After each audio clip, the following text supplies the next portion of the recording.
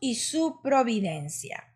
Dios y su providencia.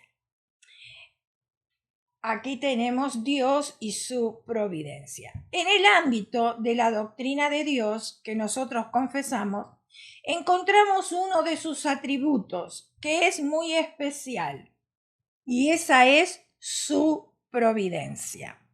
¿Qué entendemos por providencia divina? Una definición breve puede ser esta. Providencia significa provisión. Ahí lo tienen. Suprema sabiduría de Dios que rige al mundo y a los hombres y cuida de ellos. Esta palabra viene del latín providentia, como lo ven ahí en la pantalla, y significa previsión. Y como dije anteriormente, suprema sabiduría de Dios que rige al mundo y a los hombres y cuida de ellos. Dios nunca realiza un acto de su providencia a medias. Entendámoslo bien. Así como un hombre nunca fabrica medio par de tijeras. Uno de los pasajes más claros que demuestra la providencia de Dios se encuentra en Génesis, el Antiguo Testamento, primer libro de la Biblia. Si tú por primera vez te has conectado, quizás no conozcas mucho acerca de la Biblia, entonces queremos ayudarte. Si tú no tienes Biblia, no te preocupes, lo puedes leer también de la pantalla. Génesis es el primer libro de la Biblia. Queremos darte también una cordial bienvenida en el nombre de nuestro Señor Jesucristo. Génesis capítulo 50. Y vamos a estar leyendo del versículo 15 al versículo 26. Y así dice la bella, la hermosa y la inalterable palabra de Dios. Viendo los hombres de José que su padre era muerto, dijeron: quizás nos aborrecerá José y nos dará el pago de todo el mal que le hicimos. Y enviaron a decir a José: tu padre mandó antes de tu muerte diciendo: así diréis a José, te ruego que perdones ahora la maldad de tus hermanos y tu pecado, porque mal te trataron, por tanto ahora te rogamos que perdones la maldad de los siervos del Dios de tu padre. Y José lloró mientras hablaba. Los que conocen un poquitito la historia de José, sus hermanos lo vendieron.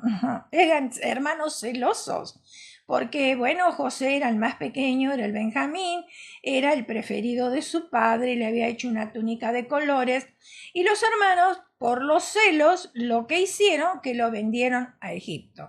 Entonces, por eso ahora hay acá una historia que vamos a ir desarrollándola, que después el Señor permite que en Egipto Él sea el que gobierna todas las cosas cuando en otros países estaban atravesando por hambre. Y los hermanos que van a buscar comida no lo reconocieron, porque cuando lo vendieron a José era muy jovencito y ahora ya era un hombre adulto. No reconocieron que era él y tenían temor ellos. Después que José se manifestó a ellos, los hermanos tenían temor de que no les perdonase el pecado. Y eso es lo que estamos leyendo ahora. Lo quiero más o menos sintetizar para que tú entiendas por qué estos hombres estaban hablando de esta manera. Entonces dice: y José lloró mientras hablaba. Versículo 18. Vinieron también sus hermanos y se postraron delante de él y dijeron: henos aquí por siervos tuyos. Y le respondió José: no temáis. ¿Acaso estoy yo en lugar de Dios? O sea, él ya había perdonado a sus hermanos. Versículo 20. Vosotros pensasteis mal contra mí, mas Dios lo encaminó a bien, para hacer lo que vemos hoy, para mantener en vida a mucho pueblo. Ahora pues no tengáis miedo. Eso fue lo que José le dijo a sus hermanos. Qué perdón, ¿verdad? Yo os sustentaré a vosotros y a vuestros hijos. Así los consoló y les habló al corazón. Y habitó José en Egipto, él y la casa de su padre, y vivió José 110 años. Y vio José los hijos de Efraín hasta la tercera generación, También los hijos de Maquir, hijo de Manasés, fueron criados sobre las rodillas de José. Y José dijo a sus hermanos: yo voy a morir, mas Dios ciertamente os visitará. Y os hará subir de esta tierra a la tierra que juró a Abraham, a Isaac y a Jacob. E hizo jurar José a los hijos de Israel, diciendo: Dios ciertamente os visitará y haréis llevar de aquí mis huesos. Y murió José a la edad de 110 años y lo embalsamaron. Era una costumbre que tenían en aquel entonces, y fue puesto en un ataúd en Egipto. O sea, este pasaje nos enseña que la providencia de Dios es su cuidado, guía y gobierno sobre las personas. Circunstancias, eventos en el pasado, en el presente y futuro, para su gloria y el bien de su pueblo. Voy a repetir esto porque es muy importante que lo entendamos, que podamos nosotros discernir esto para entender quién es realmente Dios y cómo nos ama. O sea, dije que este pasaje nos enseña que la providencia de Dios es su cuidado, guía y gobierno sobre las personas, circunstancias y eventos, tanto sea en el pasado, en el presente y futuro, para su gloria y también para el bien de nosotros, su pueblo. Dios cuida, guía y gobierna sobre las personas. Después de haber muerto Jacob, los hermanos de José vinieron delante de él. Jacob era el padre de José y por supuesto también de sus hermanos. Entonces dice: después de haber muerto Jacob, los hermanos de José vinieron delante de él y le rogaron que los perdonase y que no los matase. Si tú quieres comprobar, lo puedes, no lo puse aquí en la pantalla, pero tú puedes tomar nota ahí y lo puedes leer después si te interesa la historia. Génesis 50, capítulo 50, versículos 16 al 18.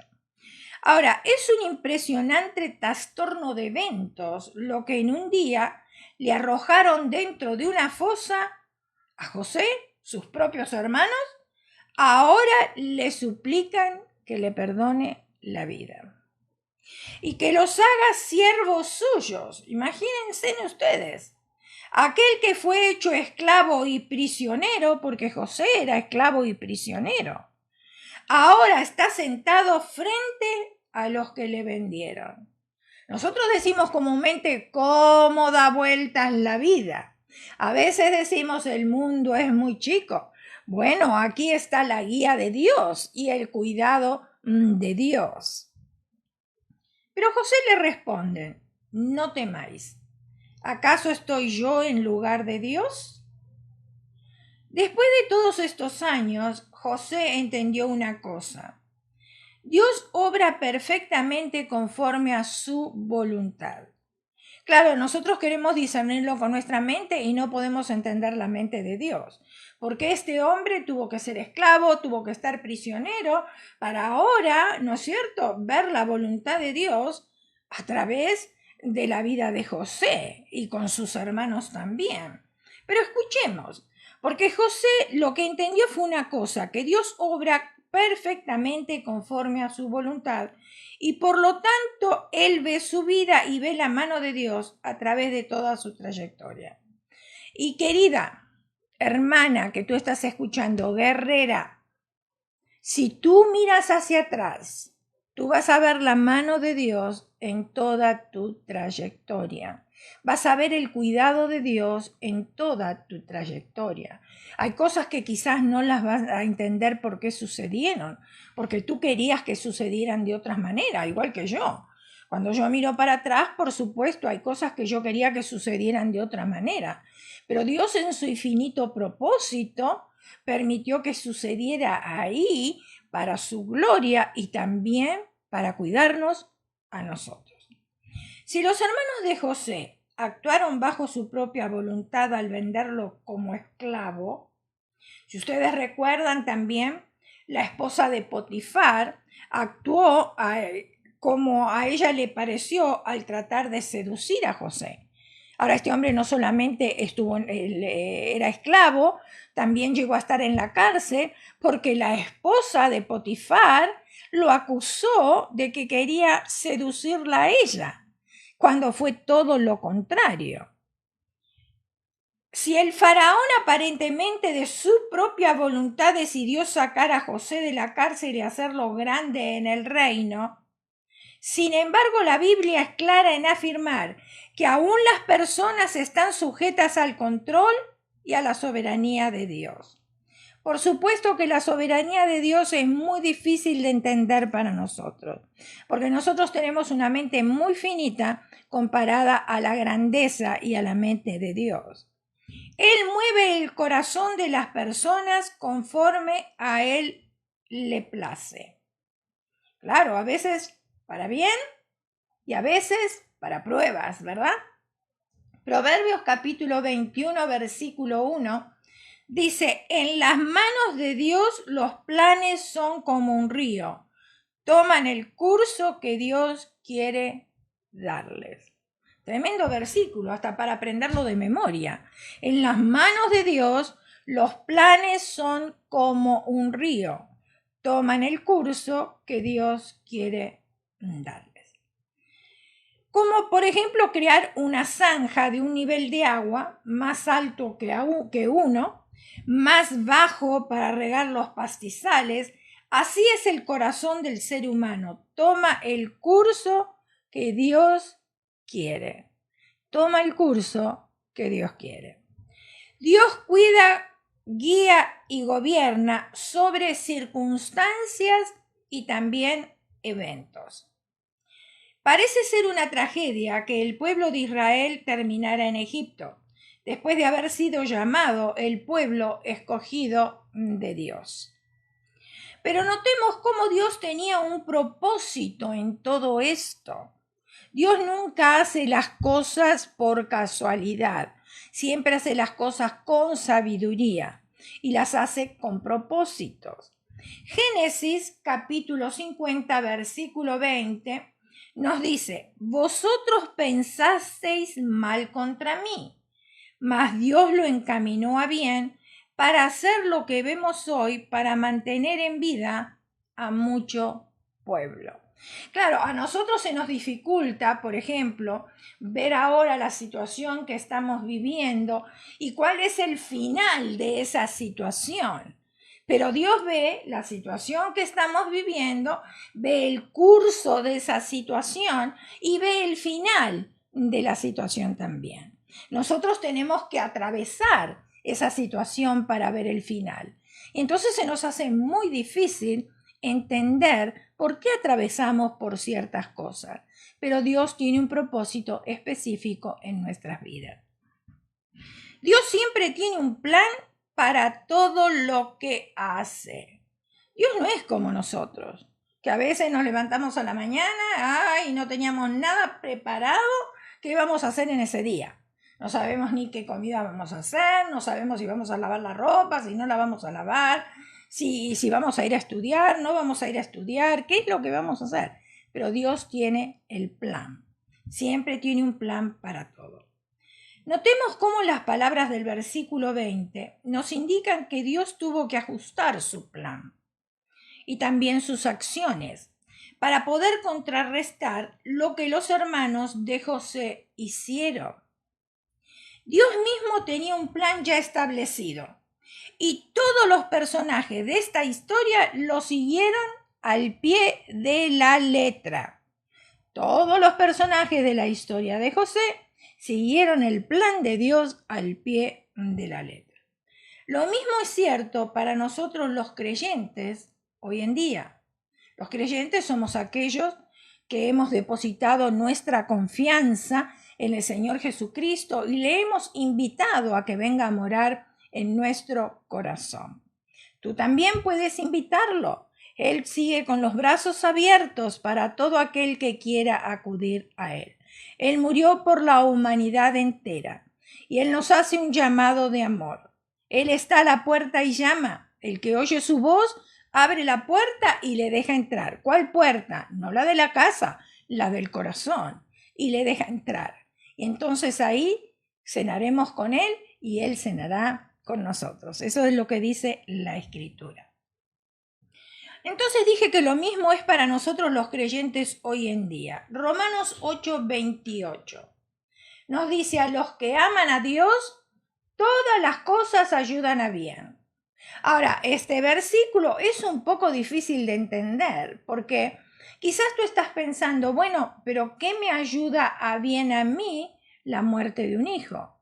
No, yo no lo entiendo. Un día Dios nos va a revelar las cosas, pero la palabra de Dios dice que los que aman a Dios, todas las cosas ayudan a bien. Y no solamente la muerte de un hijo, una enfermedad y tantas otras situaciones que nos toca vivir a nosotros aquí en esta vida, en esta tierra, porque todavía estamos aquí con los pies en la tierra. Y hay situaciones difíciles que nos toca vivir, pero sin embargo, Dios todavía nos está diciendo: a los que aman a Dios, todas las cosas ayudan para bien. Todas, no solamente las buenas, aquellas que no son tan agradables, ¿verdad? También nos ayudan a bien. Lo dice la palabra de Dios, no lo digo yo, es para ti, es para mí, y si Dios lo dice, yo lo creo. Y creo que tú también. Dios no solamente tiene un plan, sino un propósito en todo lo que hace. Por ejemplo, ¿por qué envió Dios al pueblo de Israel a Egipto? ¿Por qué? Existen por lo menos 3 razones y vamos a ver cuáles son esas razones. Primer lugar, o primera razón, para permitir que los habitantes de Canaán cometieran pecados de tal forma que Dios enviara a Israel para traer juicio sobre ellos. Lo vuelvo a repetir.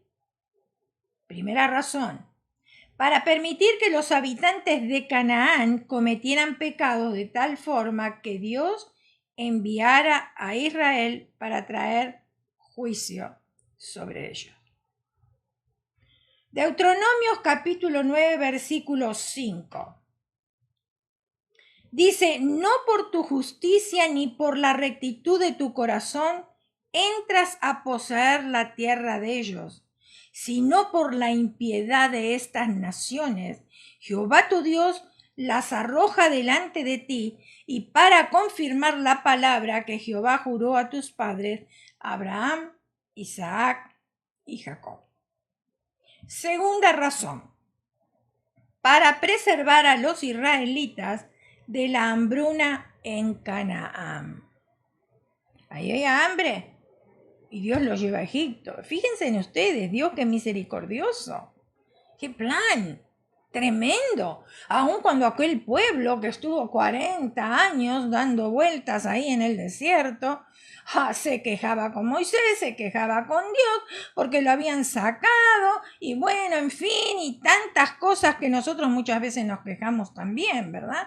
Ellos se acordaban de los zapallos y se acordaban de cosas. Dios les había prometido llevarlos a la tierra prometida. Pero ahora se veían que ellos no tenían la comida que comían en su lugar y se quejaban contra Dios. ¿Y acaso nosotros los seres humanos no nos seguimos quejando en contra de Dios? ¿No nos seguimos quejando de nuestros líderes? ¿No queremos que Dios haga algo en nosotros y después cuando lo hace tampoco nos gusta? Así somos nosotros los seres humanos. Entonces, en segundo lugar o segunda razón, para preservar a los israelitas de la hambruna de Canaán. Génesis 41, 57. Y de toda la tierra venían a Egipto para comprar de José. Por toda la tierra había crecido el hambre. Finalmente, la otra razón, para convertirlos en una nación grande y numerosa. Génesis 47, capítulo 47, versículo 27. Dice: así habitó Israel en la tierra de Egipto, en la tierra de Gosén, y tomaron posesión de ella, y se aumentaron y se multiplicaron en gran manera. De modo que el número de los israelitas creciera en número durante 400 años. Estas verdades de Dios, sus planes y sus propósitos nos dan confianza a nosotros, porque Dios cuida, guía y gobierna. También Dios cuida, guía y gobierna en el pasado, en el presente y en el futuro. Génesis capítulo 50, versículos 23 al 25. Dice de esta manera: y vio José los hijos de Efraín hasta la tercera generación. También los hijos de Maquir, hijos de Manasés, fueron criados sobre las rodillas de José. Y José dijo a sus hermanos: yo voy a morir, mas Dios ciertamente os visitará y os hará subir de esta tierra a la tierra que juró a Abraham, a Isaac y a Jacob. E hizo jurar José a los hijos de Israel diciendo: Dios ciertamente os visitará y haréis llevar de aquí mis huesos. Si ustedes notan, ahí ven que está subrayado las dos veces, os visitará. Aquí se encuentran las últimas palabras de José a sus hermanos. Se observa en estos versículos una conexión del pasado y una conexión del futuro. Allí se demuestra cómo Dios conecta eventos y circunstancias pasadas con repercusiones presentes y futuras. Y eso sucede en nuestras vidas también. Todo lo que ha sucedido, está sucediendo y sucederá ha sido ordenado por Dios. Y Él mueve cada persona y acción de acuerdo a sus propósitos. Lo creas o no, es así. Dios mueve a cada persona y acción de acuerdo a sus propósitos. Les dije anteriormente que había dos palabras subrayadas: os visitará. La palabra os visitará tiene el sentido de intervención divina para asistir a los hijos de Israel. José profetiza que sin lugar a duda Dios vendría a su rescate. Y tal promesa se cumple en Éxodo, si estás tomando apuntes, Éxodo capítulo 3, versículos 16 al 18, cuando Dios le dice a Moisés que ha visitado al pueblo de Israel 400 años después. Y vamos a comprobarlo con la palabra de Dios. Dije que era Éxodo capítulo 3, versículos 16 al 18. Y dice así: ve y reúne a los ancianos de Israel y diles: Jehová, Dios de vuestros padres, el Dios de Abraham, de Isaac y de Jacob, me apareció diciendo: en verdad os he visitado, ahí está otra vez subrayado, y he visto lo que se os hace en Egipto, y he dicho: yo os sacaré de la aflicción de Egipto a la tierra del cananeo, del heveo, del amorreo, del fereceo, del heveo y del jebuseo. ¿Quiénes eran todas estas naciones? Todos enemigos de Dios. Todos enemigos de Dios. A una tierra que fluye leche y miel. Y oirán tu voz, e irás tú y los ancianos de Israel al rey de Egipto y le diréis: Jehová, el Dios de los hebreos, nos ha encontrado, por tanto nosotros iremos ahora camino de 3 días por el desierto para que ofrezcamos sacrificio a Jehová nuestro Dios. Todo lo que ha sucedido, está sucediendo y sucederá ha sido ordenado por Dios. Como dije anteriormente, Él mueve cada persona y acción de acuerdo con sus propósitos. Lo que sucedió hace 400 años puede tener efecto hoy en día, de acuerdo con los planes de Dios que trascienden más allá de una sola generación. Lo vuelvo a repetir para que nos quede bien grabado. Lo que sucedió hace 400 años atrás puede tener efecto hoy en día de acuerdo con los planes de Dios que trascienden más allá de una sola generación. Dios no está viendo el mundo pasivamente como un espectador que solo interviene en asuntos importantes. No, ese no es nuestro Dios, sino que Él gobierna y guía de forma constante y activa a las personas y eventos. Dios no se va de vacaciones, Dios no tiene sueño, siempre está Él atento a las necesidades de su pueblo, a las necesidades de su creación también. Si Él controla las circunstancias de los pajarillos del campo, imagínense ustedes, cuánto más las circunstancias que nos rodean a nosotros, que somos sus hijos. Él los alimenta a los pajarillos del campo, ¿verdad? Toma cuidado de ellos. La provisión no es solo el conocimiento previo de lo que va a suceder, sino que involucra más que solo conocimiento. Implica una disposición activa y el arreglo de personas y eventos con un fin en mente. Dios cuida, guía y gobierna para su gloria y el bien de su pueblo. Observemos este versículo. Génesis capítulo 50, versículo 26. Y murió José a la edad de 110 años y lo embalsamaron y fue puesto en un ataúd en Egipto. ¿Qué forma de acabar el libro de Génesis? Un ataúd en Egipto. Se nos hace un poco raro, ¿verdad? Bueno, a mí me llamó la atención, no sé si a ti te llama la atención. La tradición judía cuenta que cuando los israelitas subían de Egipto llevaban consigo 2 cajas. La primera caja era el arca del pacto, que era puesta en el tabernáculo. Y la segunda era el ataúd de José. La primera les recordaba acerca de las promesas por venir, que era el arca del pacto, y la segunda, o sea, el ataúd de José, la segunda de la ciudad de Dios durante sus años en Egipto. Y a pesar de las duras palabras con las que termina el libro, ellas nos recuerdan que a pesar de las circunstancias más difíciles, Dios tiene un plan que le traerá la mayor gloria a Él y mayor bien a su pueblo, nosotros que somos sus hijos.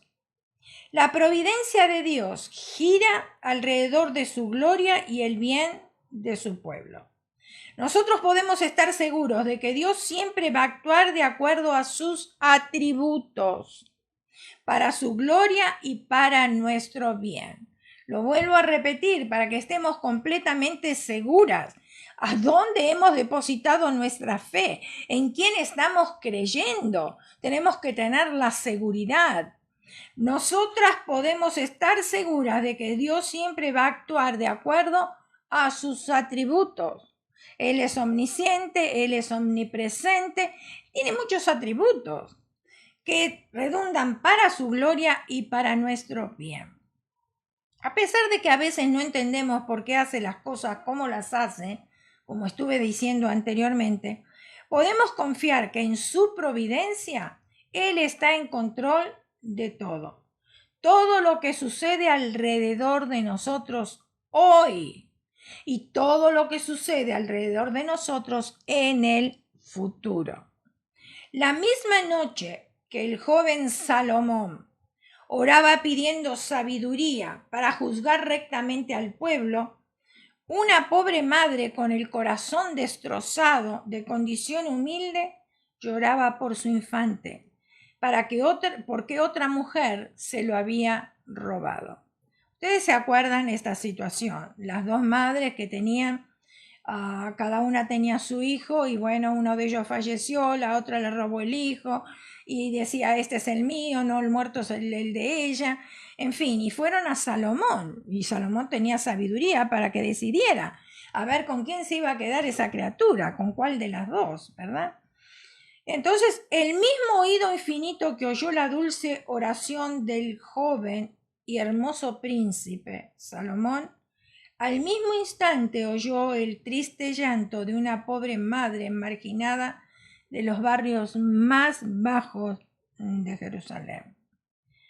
Le dio al joven príncipe la sabiduría sobrehumana para saber juzgar entre las mujeres y para resolver la disputa en cuanto a quién era la verdadera madre del niñito. Y quizás tú sepas cuál fue la decisión de Salomón, Quizás tú no la sepas y bueno, yo te lo voy a decir. Salomón dijo, muy bien, tú me dices este es tu hijo, ella dice que este es su hijo, en fin, entonces vamos a hacer algo, partamos al niño por la mitad y le damos mitad a cada una. Claro, cuando la verdadera madre escuchó eso, sus entrañas se conmovieron y enseguida dijo, no, no, no, no, dale el niño a la otra. Y Salomón se dio cuenta quién era la verdadera madre. ¡Wow! ¡Qué sabiduría!, ¿verdad? Aunque parezca un poco difícil esa situación o una sabiduría un poco rara, pero sin embargo funcionó. Y gloria a Dios por la sabiduría de Salomón. El mismo Dios que vio al solitario Jacob abriéndose paso en el desierto de Siria buscando un hogar, dispuso las cosas para que la hermosa Raquel saliera con las ovejas de su padre, de manera que se encontraron junto al pozo, y cada uno no fue más que un solo pensamiento en la mente de Dios. Ya Dios había dispuesto que Jacob y Raquel se iban a unir en matrimonio.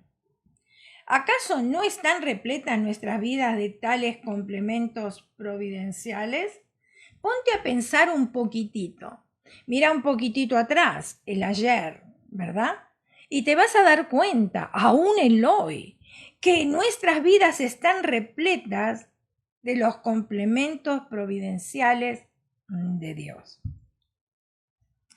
Conozco a un obrero cristiano que en cierto momento se vio rodeado de lo que era, humanamente hablando, dificultades absolutamente imposibles de resolver.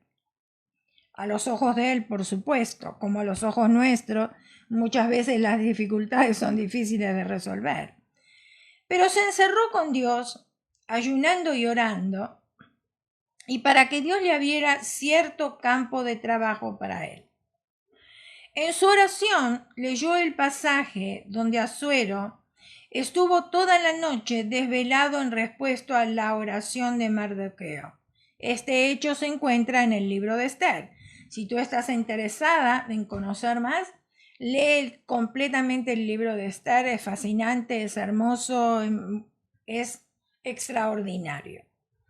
Entonces dije que en su oración leyó el pasaje donde Asuero, el rey Asuero, estuvo toda la noche desvelado en respuesta a la oración de Mardoqueo, que era el tío de Esther. Y rogó al Señor que mantuviera a alguien desvelado toda la noche. Escucha, este obrero cristiano lee esta porción del libro de Esther y le pide al Señor que mantenga desvelado a alguien toda la noche. Qué oración tan rara, ¿no es cierto? A 1200 millas de distancia, fíjense en ustedes, 1200 millas de distancia, un caballero cristiano a quien no conocía se desveló toda la noche orando. Dios le habló al caballero en una voz clara. Envía a ese hombre un cheque por cierta cantidad de dinero y haz que venga aquí y trabaje contigo en una misión. Antes de que el cheque tuviera tiempo de llegar a aquel obrero, un vecino lo llamó y le dijo, ahora quizás tú te puedas identificar con esto, ¿verdad? Cómo suceden las cosas y cómo Dios va moviendo las piezas, o sea, las personas, para que su plan se cumpla. Entonces este vecino lo llama a este obrero y le dice, he tenido un sueño en que vi a un hombre grande, corpulento, y a usted trabajando en cierta ciudad. Siguió describiendo las personas y los lugares que había visto en su sueño, lo cual unas pocas semanas después se cumplió en total precisión. Este hombre se encierra, ora, le pide a Dios que alguien se desvele y que esté orando toda la noche. Escuchen bien. Y ahora este vecino tiene un sueño, fíjense en ustedes las personas. Este hombre a 1200 millas de distancia, el vecino de este obrero que tiene este sueño, todo se relaciona, todo encaja perfectamente. Entonces, unas semanas después se cumplió con tal precisión el sueño que había tenido este vecino. Qué lento que nosotros somos para confiarle a Dios todos los detalles de la vida. Sí, muchas veces somos demasiado lentos, ¿verdad? No somos específicas en las cosas que nosotras queremos. Claro, el Señor dice que debemos pedir conforme a su corazón. Ahora la petición de este obrero era conforme al corazón de Dios, por supuesto. ¿Es posible dividir a Dios? No. ¿Puede Dios ser menos infinito en sus actos providenciales que lo que es en su palabra? No. Pero si desconocemos la palabra de Dios, por supuesto que vamos a tener una imagen de Dios totalmente equivocada. Vamos a tener una imagen que nos hemos hecho nosotros mismos o que nos han formado en la iglesia donde nosotros asistíamos o asistimos. Porque en la iglesia donde nosotros hemos nacido, mis hermanas, esa iglesia han formado raíces en tu vida. Ahora, hay raíces que son buenas, hay otras raíces que a lo mejor vas a tener que exterminarlas, que arrancarlas, ¿verdad? Entonces te has hecho una imagen de Dios, pero ¿es el Dios de la Biblia? Porque su palabra y Dios no están divididos, y menos puede ser infinito el acto de provisiones de Dios. No. Lo que Dios dice está escrito en su palabra, lo que Dios hace está escrito en su palabra. Dios no se divierte a costa de sus criaturas, burlándose de las convicciones y los anhelos más profundos de su corazón. Ese no es el Dios que yo conozco, ese no es el Dios de la Biblia. Absolutamente no lo es. Dios nunca hace un ala para burlarse de un pobre pájaro, sino que llena un cielo azul con aire sobre el cual el ala pueda volar. Dios se deleita en revelarse al corazón realmente humilde, un corazón contrito y humillado. Sí, por supuesto, Dios no lo desprecia, pero dice la Escritura que mira de lejos al altivo, al orgulloso. Entonces no es problema de Dios, es problema de nosotras mismas. ¿Somos humildes o somos orgullosas?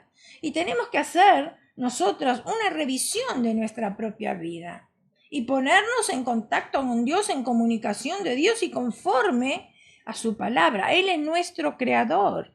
Nosotros somos el barro. ¿Cómo podemos altercar con el alfarero y disputar con el alfarero?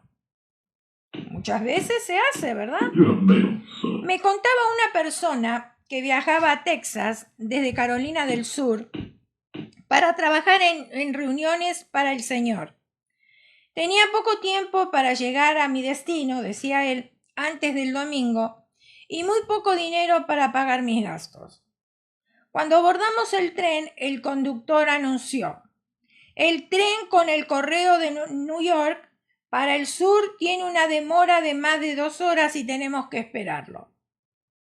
Esto, me decía él, nos retrasaría 2 horas en Birmingham, Alabama, donde debía hacer una conexión con un tren para New Orleans. Al preguntarle si el tren directo de New Orleans nos esperaría en Birmingham, dijo: no, porque ese tren siempre cumple su horario y no espera los trenes que llegan retrasados. Usted tendrá que pasar la noche en Birmingham. Bueno, esto era un problema para este hombre, ¿verdad? Quizás nos hemos encontrado en situaciones así también nosotras. Entonces inmediatamente, dice este hombre, me senté y recliné la cabeza contra la ventanilla y cerrando los ojos le conté todo a mi Padre Celestial. Perfecta decisión. ¿A quién más le podía contar? ¿Quién más podía resolver su problema? Sino el Todopoderoso que ve todas las cosas. Él veía mis escasos recursos y el poco tiempo antes del domingo. ¿Podría por favor hacer que el tren rápido de New Orleans de alguna manera se demorara al mismo tiempo que nosotros? Bueno, para Dios no hay nada imposible. Para nosotros los seres humanos sí lo hay, pero para Dios no. Cuando llegamos a Birmingham, allí estaba el largo tren esperándonos. Había sufrido una demora extraña. ¿Una demora extraña? Ah, no, no creo. No, estaba Dios en sus planes para bendecir a esta persona. Habían sufrido una demora extraña que les era difícil explicar. Y cuando le pregunté al conductor por qué se había demorado, dijo, no lo sabemos. No lo sabemos. Dios está incesantemente encajando causas con efectos y el espíritu interior con las circunstancias exterior y las cosas cercanas con las cosas cientos y miles de millas de distancia.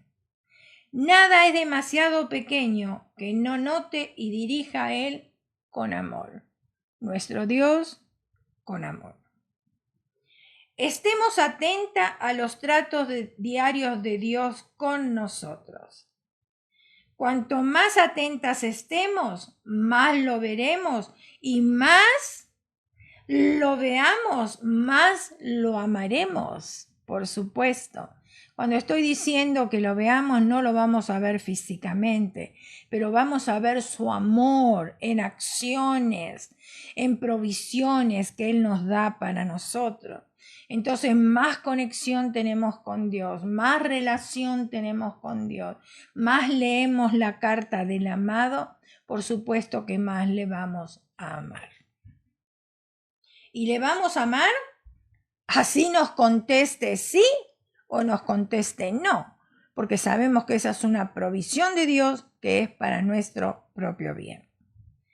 No olvides nunca esto que dice aquí. La providencia de Dios nunca te llevará a un lugar a donde su misericordia no pueda cubrirte. Escucha bien. La providencia de Dios nunca te llevará a un lugar a donde su misericordia no pueda cubrirte. La providencia de Dios se manifiesta en un corazón con fe y en unas manos trabajadoras. Ay, ay, ay. Lo vuelvo a leer. La providencia de Dios se manifiesta en un corazón con fe y en manos trabajadoras, no ociosas, trabajadoras. O sea que la fe y el trabajo van de acuerdo, van en conjunto. La providencia de Dios se manifiesta en un corazón con fe y en unas manos trabajadoras. Así que si quieres ver la providencia de Dios, bueno, manos a la obra. Manos a la obra. Por eso hay un versículo que dice, cuando pongas la mano en el arado, nunca voltees para atrás. Sabemos cantar un canto muy bonito que tiene mucho significado. Dios no nos trajo hasta aquí para volver atrás, por supuesto que no. Si Dios permitió que estuviéramos vivos aquí, en este siglo, en este año, en este día, no es para volvernos atrás, sino para seguir adelante, perseverando en la meta. El propósito de Dios tiene que cumplirse en nuestras vidas antes de que nosotros partamos de esta tierra. Y su propósito, por supuesto, como dije anteriormente, está lleno de misericordia para cubrirnos. Donde quiera que Él nos lleve a un lugar que quizás nosotros no conocemos o que quizás no nos guste, la misericordia de Dios siempre va a estar cubriéndonos. Ahí donde estás, te voy a pedir que cierres tus ojos, inclines tu rostro y vamos a darle gracias al Señor. Señor, queremos darte gracias por las provisiones que tú derramas constantemente sobre nuestras vidas, cómo tú nos has guiado, nos has gobernado, Señor, para que lleguemos aquí donde nosotros estamos.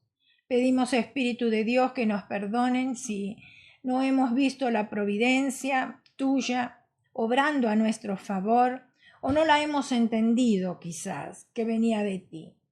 Perdónanos, pero de ahora en adelante, Señor, queremos depositar nuestra fe para que esa fe crezca, Señor, para que tú te glorifiques. Y también, Señor, queremos poner nuestras manos a tu servicio, para que sean manos trabajadoras. Señor, para no volvernos atrás, sino seguir adelante firme en tu obra, Señor, creciendo en la gracia y en el conocimiento tuyo. Y también, Señor, sirviendo y siendo de bendición para otras personas. Padre, gracias por este tiempo, gracias por tu palabra. Te ruego que bendiga, Señor, a cada una de tus hijas, que tú les des la porción que a cada una le corresponde, Señor. Que les bendigas en gran manera. Y si hay alguna persona que por primera vez ha escuchado hablar de Dios y quizás diga, bueno, yo quiero conocer personalmente a ese Dios. La manera de conocerle personalmente es invitándole a morar en tu corazón. El Espíritu Santo viene y mora ahí, te redarguye, te enseña, te ministra. Y tú puedes hacerlo hoy, de una manera sencilla, ahí donde estás, con tus ojos cerrados. Levanta tus manos al cielo, tu rostro inclinado en Señor, en señal de humildad delante de un Dios que es 3 veces santo. Y haz una oración pequeña como esta. Señor Jesús, reconozco todas mis faltas, Señor, mis actitudes. Te pido perdón, Señor. Te pido perdón y te invito, Señor, a que vengas a morar en mi corazón. Necesito que tú me enseñes. Necesito, Señor, la salvación de mi alma. Quiero tener la seguridad de que un día, Señor, cuando tú vengas a buscar a tu iglesia, yo pueda partir contigo para siempre, jamás, y estar a tu lado, Señor. Señor, perdonas mis faltas, aquellas que he cometido conscientemente o inconscientemente también, Señor. Quiero arreglar las cuentas contigo. Te doy gracias, Espíritu de Dios, por escucharme y también, Señor, porque tú ahora habitas en mi corazón. La palabra de Dios dice que si confesamos con nuestros labios y creemos con nuestro corazón que Dios levantó de los muertos a Jesús, seremos salvos. Y ahí donde estás, yo te voy a aconsejar. Comienza a leer la palabra de Dios en el Nuevo Testamento, Primera de Juan. Todo el mes lee Primera de Juan. Es una carta de amor, te va a gustar, te va a interesar. Y cuando leas el Nuevo Testamento, entonces recién comienza con el Antiguo Testamento para poderlo entender mucho mejor. Dios te bendiga y queremos decirte bienvenido a la familia de la fe.